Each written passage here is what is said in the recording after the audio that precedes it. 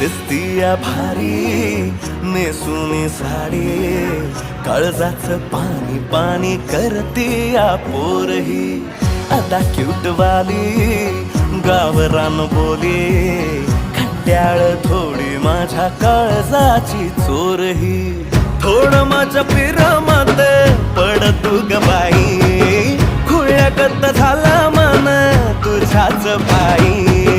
आता मला लागली या लग्नाची घाई, भाई आता बोलू नको अग माझी राणी. होशील का या पठ्याची सोबर घरवाली.